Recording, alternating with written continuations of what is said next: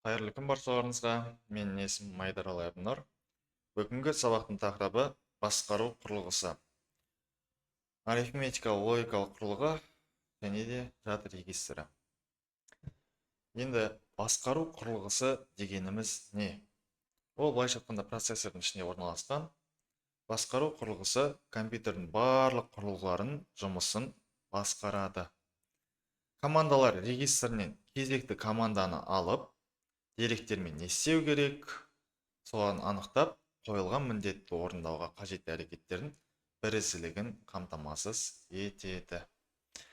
Яғни былайша айтқанда компьютердегі барлық процессорды, компьютердің ішіндегі құрылғыларды басқарады, басқару құрылғысы.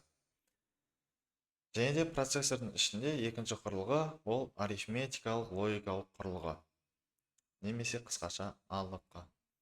Арифметика логикалық құрылғысы ақпаратты түрлендірудің логика және арифметикалық операцияларын жүзеге асыруға арналған құрылғы болып табылады. Яғни оның схемасын айтатын болсақ, қосқыш есептеуіш схема болып табылады. Ол өзіне келіп түскен екілік кодтарды қосу операциясын орындайды. Ал регистрлер әртүрлі ұзындықтағы жылдам орындаушы жады ұяшықтары болып табылады. Енді мынау процессордың ішіндегі құрылғылар деп елесетіңіздер. Барлығы процессор құрылымы деп тұр. Яғни басқару құрылғысы біріншісі. Ол барлық процессорды, құрылғыларды басқарады. Яғни басқару жұмысын қамтамасыз етеді. Ал арифметикалық логикалық құрылғы дегеніміз қосу, алу, немесе логикалық көбейту, дизъюнкция, конъюнкция деген барлығына осы жауап береді. Және де регистрлер дегеніміз болады. Сумматор, команда есептеуіші, команда регистрі. Регистр дегеніміздің өзі жад, есте сақтау құрылғысы. Және де ең бірінші екінші тақырып сабақта өткенбіз кэш дегенді. Яғни процессордың ішіндегі кэштер, деректер кеші, командалар кеші.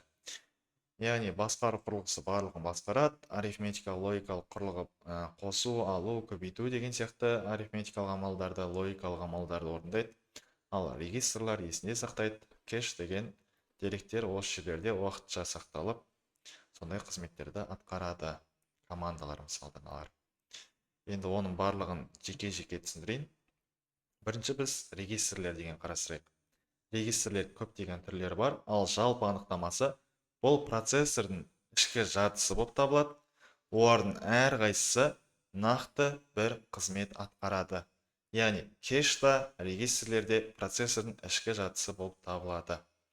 ОБТ-да егерде сұрақ келетін болса, процессордың ішкі жадысы қандай десе, сіздер регистрлер деп жауап беру керексіздер. Тіпті кэш тұрса да. Ал егерде регистр жоқ болса, сіздер кэшті таңдайсыздар. Мысалы, екі санды қосу үшін процессор бірінші және екінші санды жедел жадыдан оқиды. Оларды сумматор деп аталатын регистрде қосады. Яғни былайша айтқанда, сумматор ол бірінші және екінші қосылғыш сандарды және де қосылғыш нәтижені есінде сақтайды. Естеріңізге сақтап алыңыздар. Сумматордың қызметі сондай. Бірінші мысалда сурет салып берейін. Конъюнкция, дизъюнкция деген сияқты бізде көптеген процессор жүреді ғой, білесіздер. Мына жақтан бірінші қосылғыш, мына жақтан екінші қосылғыш, мысалда 0 деген сан болсын. Бізде конъюнкция болады. Бұл жерде бізде 0 шығады. Яғни сумматордың қызметі бізде бірінші санды, екінші қосылғышты, яғни бірінші және екінші қосылғышты, және де қосынды нәтижесін есінде сақтайтын регистрдің аты бізде сумматор деп аталады. Және де қажет болса нәтижені жедел жадыға жібереді.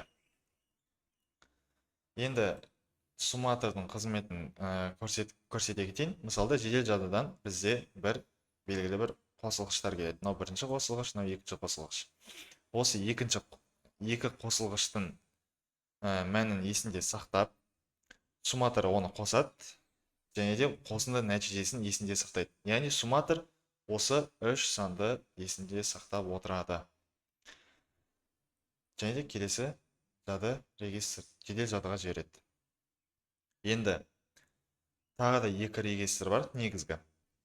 Процессорда команданың орындалу барысын бақылау үшін бірнеше маңызды регистрлер бар. Біріншісі командалар есептеуіші, екіншісі командалар регистрі. Командалар есептеуіші дегеніміз не ол? Келесі команданың жедел жадыдағы орнын көрсетеді. Былайша айтқанда, бізге мынау екі сандар жедел жадыдан түседі.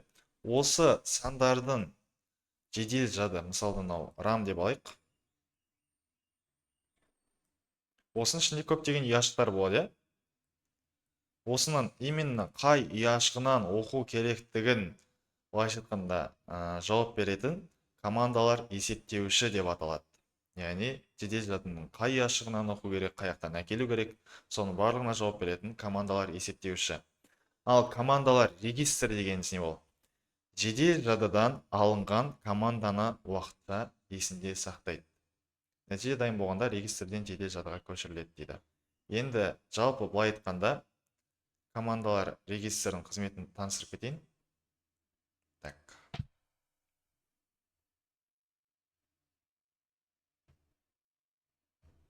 Командалар регистрдің қызметі мынандай.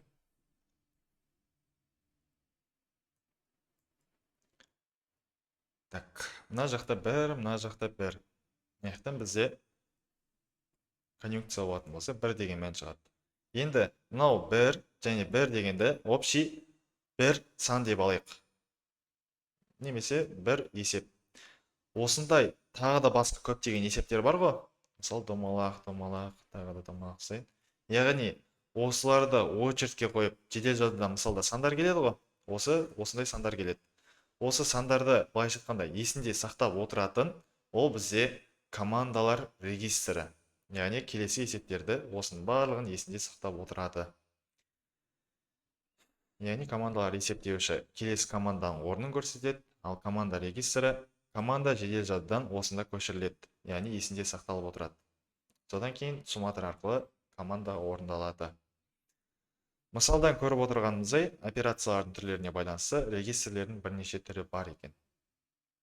Яғни сумматор, командалар есептеуіші, командалар регистрі. Енді әр операцияны орындауға қатысатын арифметикалық логикалық құрылғының регистрі. Яғни сумматор ол арифметикалық логикалық құрылғының регистрі болып табылады. ұбт-да осындай сұрақ келсе, яғни арифметикалық логикалық құрылғының регистрі қандай десе, сіздер сумматор деуі керексіздер. Енді келесі командалар есептеуші мазмұны келесі орындалатын команданың адресіне сәйкес келетін басқару құрылғысының регистрі. Яғни басқару құрылғысының регистрі не десе, сіздер командалар есептеуші дейсіздер. Келесі командалар регистрі. Команданы орындау үшін қажетті уақыт аралығында команданың кодын сақтайтын басқару құрылғысының регистрі. Яғни басқару құрылғысының екі негізгі регистрі бар. Командалар есептеуші және командалар регистрі. Тек сумматор ғана арифметикалық логикалық құрылғының регистрі болып табылады. Енді тағы да сіздерге түсіндіре кетейін. Бізде былай. Бізде бір процесс болып отыр. Мынау процессордың ішіндегі арифметикалық логикалық құрылғы. Осы сумматор. Енді 1, 0 деген сан түседі. Ол жақтан бізде 0 деген сан шығады. Конъюнкцияласақ. Осы 3 санды, яғни қосылғыштарды және қосынды нәтижесін есінде сақтайтын, ол бізде сумматор. Яғни 1 деп қояйын. Ал командалар есептеуші дегеніміз, былайша айтқанда осы сандарды мынау жад деп алайық. Жадтың ішінде көптеген ұяшықтар бар.